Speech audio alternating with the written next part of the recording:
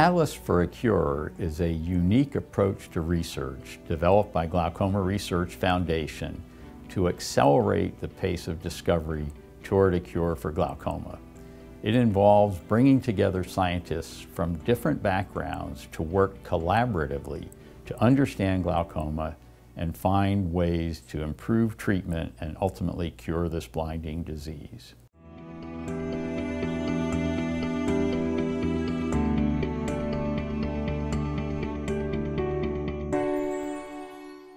When we first entered the field of glaucoma, we were all neophytes. We weren't experts in the field, and we garnered from the literature that the primary understanding of glaucoma was that this was a, if you will, a mechanical disease in some way.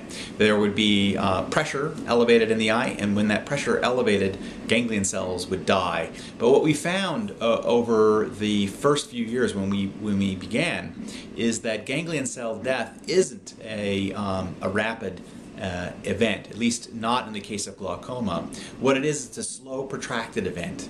And then what we decided, we set about to do, which I think has changed the thinking broadly in glaucoma, is to look at all of the other elements that really hadn't been looked at very well during the cell death process. So what we did is we asked, what happens very early? What happens upstream of cell death? If cell death is a slow process, maybe there's some hallmarks, some harbingers of what's going on before cell death that would give you a good clinical target for slowing or preventing the disease.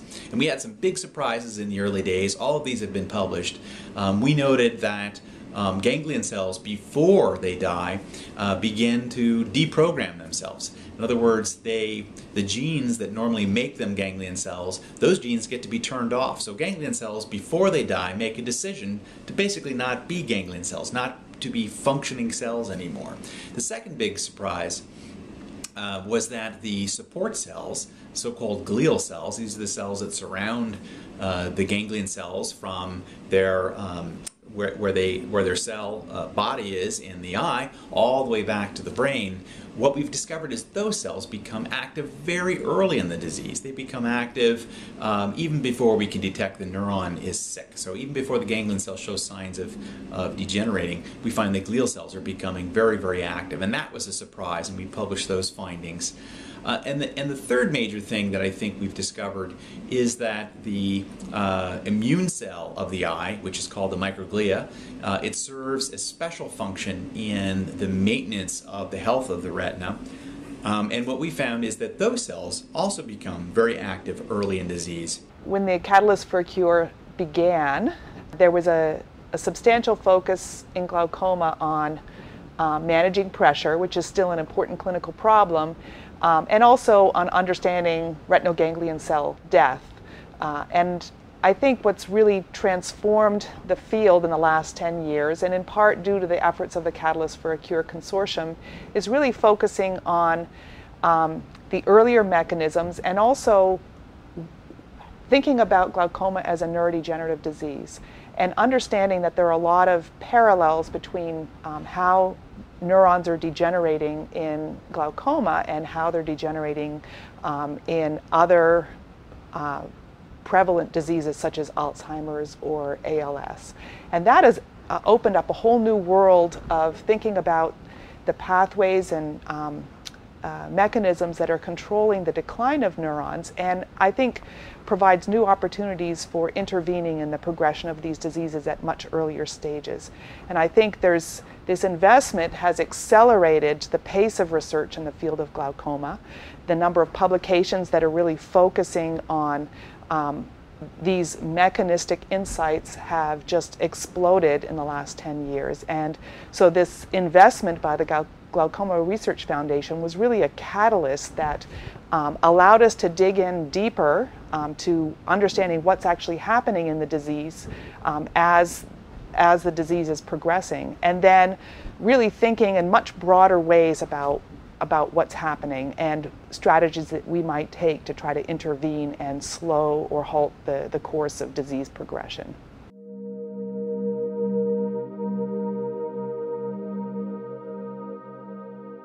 our laboratory initiated several collaborative studies that have been published, and some of the initial work was really focused on trying to conduct a comprehensive molecular analysis of what are the early changes at the molecular level, the level of gene expression, as the disease is first initiating and undergoing those early changes that are so critical in the course of disease.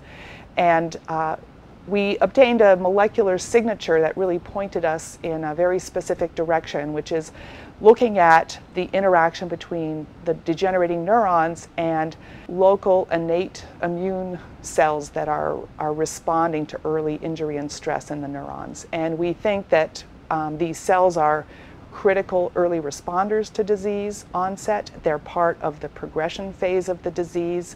And we think that this is providing a key insight into some of those initiating events in glaucoma. And I think before the Catalyst for a Cure did that work, there was never that really detailed understanding of what was actually happening. And I think we've made a major contribution in sort of adding those players as important components in the course of disease.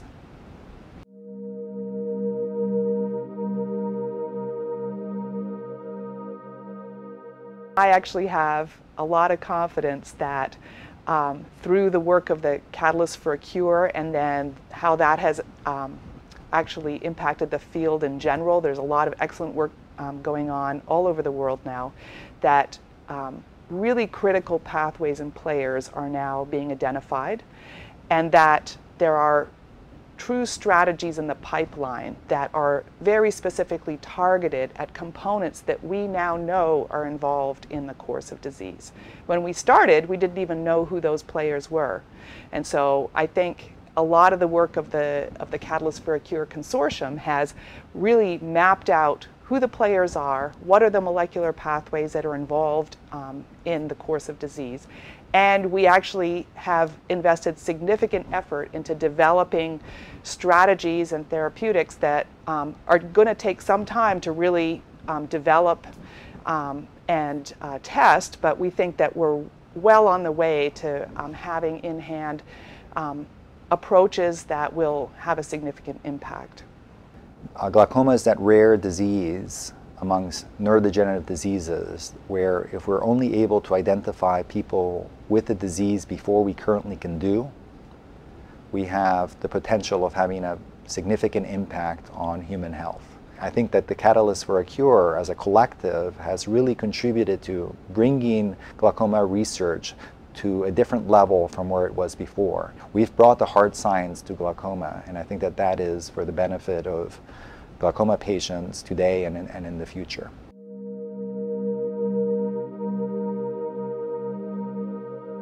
I think so much is different. I think where we were as scientists, but how the field was as a community was at a state of naivete. That is, we did not understand hardly anything about this disease.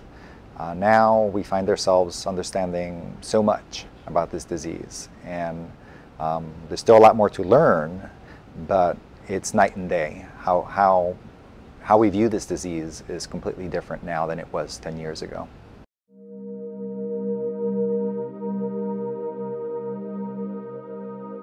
So we are extremely excited about the work that we're doing now. I should say that I'm more excited now about what I'm doing in science than I've ever been. And we have redirected most of the laboratory to addressing something that came specifically from our studies of glaucoma that we think has much broader impact. But we're focused in glaucoma. And it has to do with a set of very surprising findings in a region that we know is critical for axon loss in glaucoma, which is the optic nerve head.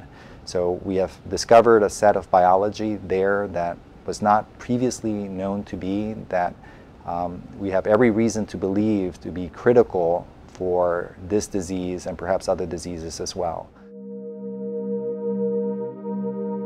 I think that the future looks quite promising, certainly a lot more promising than it was 10 years ago. And I can't promise when we will have a very significant treatment to halt the disease in particularly those that are not helped by pressure-lowering medications, but I think it's probably going to be soon. I think that some of the neuroprotective strategies may make it to the clinic pretty soon. Time will tell whether that's the case. I think that there are some very basic new findings that I think may herald a whole new approaches to therapy that may come online within 10 years. So I'm extremely excited about those. And I think I'll be very surprised if we're not able to diagnose this disease earlier than we can now. And as I said, that will help preserve vision to millions of people. So I think that the future looks quite promising.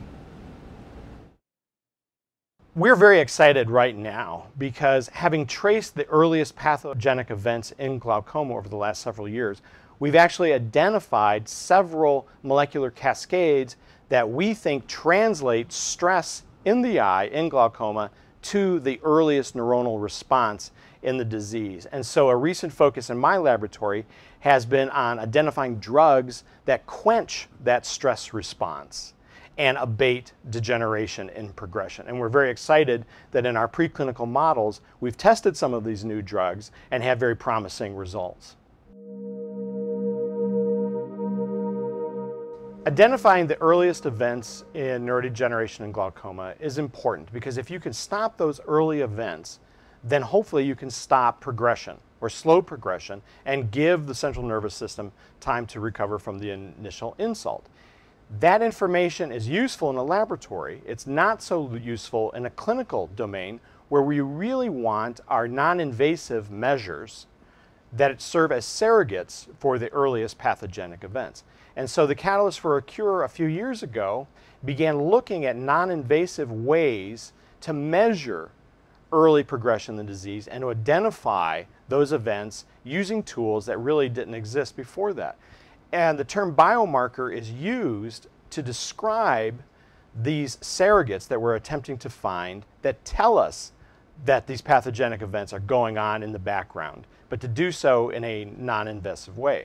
So for example, we are looking at ways to image the retina in the living eye and identify cells that become reactive very early on in the disease. And that tells us, when we go back to the laboratory, that if we can correlate that event with pathogenesis, then we've identified a marker or a biomarker to tell us when the disease is progressing. Another example, this is something that's going on in my laboratory, is we're starting to look at protein and fat deposits in the retina and the optic nerve that we hopefully can measure in blood serum that tell us that the disease is progressing early on. And the idea, of course, is to come up with a diagnostic tool that is much more sensitive than existing diagnostic tools that are used in the clinic.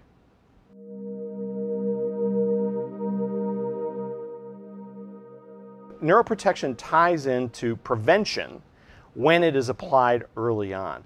Neuroprotection can also be applied later in progression to abate further degeneration and hopefully restore function by stimulating a self-repair response in the retina and the optic nerve.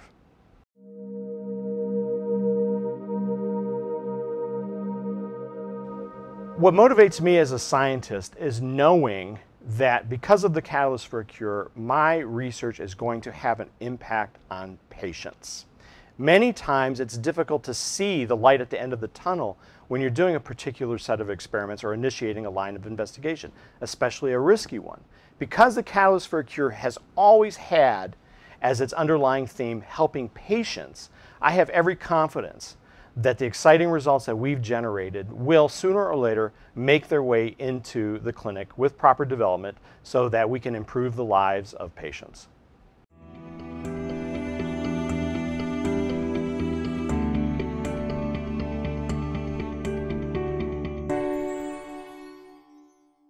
The original Catalyst for a Cure team really made some critical contributions to our understanding of how and where ganglion cells die during glaucoma. And I think before they did that, it was largely a mystery when and where ganglion cells are dying during the progression of this disease. The Glaucoma Research Foundation is bringing together a second team of scientists to look for markers that can tell when the cells first get ill and how the disease progresses. Biomarkers actually can be very broadly defined.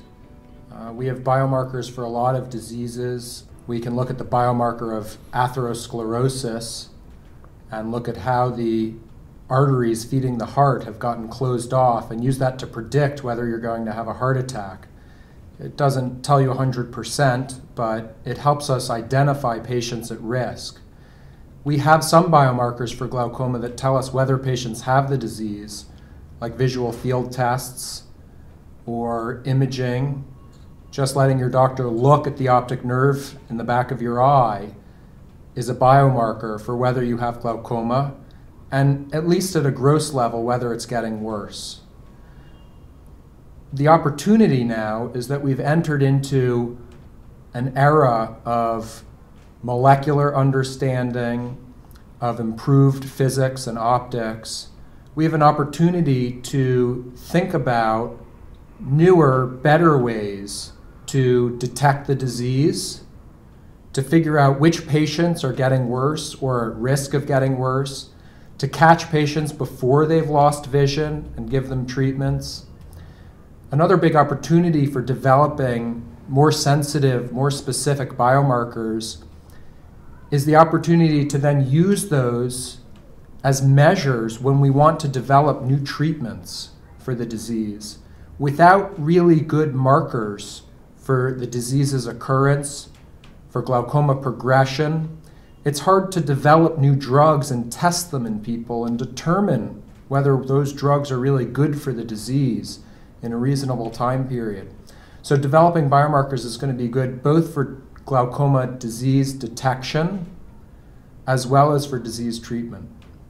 I think one of the problems in glaucoma is that in glaucoma diagnosis and management is that there's no real sensitive and specific way to track disease. There are subjective methods, there are some structural methods, but it's thought that there's a loss of metabolism and function before these occur. So one of the real challenges in the field is to develop early biomarkers for disease detection and progression monitoring. Another issue is if you have a patient that you know has the disease, when do you treat? And by developing biomarkers which are not only sensitive for disease detection, but also specific biomarkers, you can solve the problem of both detecting disease early, but also determining a course of treatment in a very specific fashion. My overall interest is in optical imaging. I did my PhD work in the laboratory of James Fujimoto, where optical coherence tomography was developed, and I focused specifically on retinal imaging, and I was fortunate enough to be involved in some of the major advances in imaging speed in optical coherence tomography, or OCT as it's more commonly known. More recently, I've been at the Martinos Imaging Center focused on imaging the brain, and in particular hemodynamics in the brain under functional activation and neurovascular coupling, but also changes in disease. So I'm looking forward to combining my expertise in optical coherence tomography technology with my recent experience in brain imaging and thinking about neurodegenerative diseases to help solve the problem of biomarkers in glaucoma. One of the things that we've been working on really hard lately is in the idea of achieving very high resolution in imaging. So what we now want to pursue, now that we have that resolution, is to see how we can take advantage of that to study the function of the cell at that scale, so that we can use that as a biomarker, because many of the clinical measurements these days focus on structure, and that usually is a very late indicator of disease. So we can hope that we can move that detection barrier to detect cells that are sick rather than cells that are dead and gone. The technology that I bring into the group is called adaptive optics, and it's a technology that was originally developed to look at the stars, and surprisingly the same technology can be applied to the eye to make sharp images of the retina. In fact, this technology enabled 10 years ago to see individual cells in the back of the eye for the first time. And in the last 10 years, we've been working really hard at seeing the photoreceptors and studying other retinal conditions. But we're now going to focus really hard on trying to visualize the ganglion cells and the vasculature that serves the ganglion cells, so that we can actually test some of the most contested hypotheses about glaucoma. For example, what is the role of the vascular insult to the nerve fiber layer?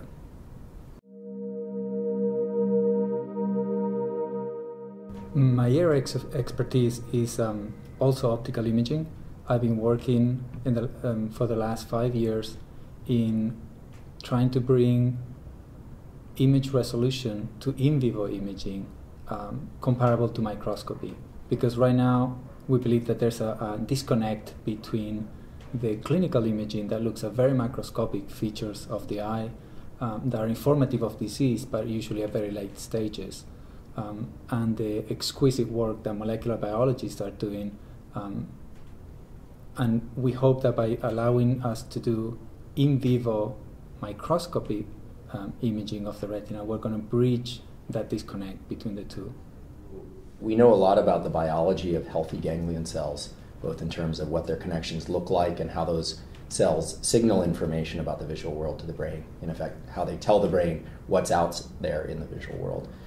We know far less as a field about what happens when a ganglion cell gets sick or injured and dies. And what I hope to bring to the Catalyst for a Cure is an understanding of both healthy ganglion cell biology and some insights into potential targets for rescuing and replenishing ganglion cells when they're injured in glaucoma. I'm very excited about the opportunity to work with this group. I think the opportunity to blend people from different backgrounds, different disciplines. We have people who are biologists from the molecular level through the systems level, blending with people who really are working much more in engineering, imaging, physical sciences. And it's through those sorts of collaborations that I think we could really come up with new ideas and hopefully bring them forward to really make some progress on this difficult disease. So for the last 15 years, I've been studying retinal ganglion cell biology, trying to understand why they fail to survive after injury or in degenerative diseases like glaucoma, and also when their connections to the brain are interrupted, why do they fail to regenerate? Why do they fail to regrow, repair themselves? It's this fundamental problem that leads to the permanent vision loss in glaucoma. So taking steps towards understanding that and reverting cells to being better at repairing themselves may be an avenue to improving on the vision loss in glaucoma. In addition to spending most of my week doing research, trying to tackle these important questions, I'm also a trained ophthalmologist, a glaucoma specialist, and every week I see patients with glaucoma.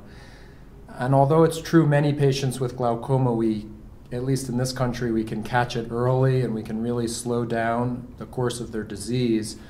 For many patients, we're catching them too late or their disease is too aggressive, and people are really losing functional vision from glaucoma, whether it's their peripheral vision or even eventually their central vision. It's very motivating to be able to take note of the fact that we've got patients in these tough situations losing vision with glaucoma, and then be able to go back to the lab and to hook up with great collaborators and really try to attack the problem scientifically. And the dream is to be able to help not just the patient in front of you, but patients everywhere by taking a step forward with the science of disease detection, disease treatment. I think there are things that are possible today and that are coming in the next few years that simply were unimaginable 5 or 10 years ago. There's just a huge influx of biomedical techniques and research techniques that have hit the field, and it's no longer the case that only specific labs have access to those things.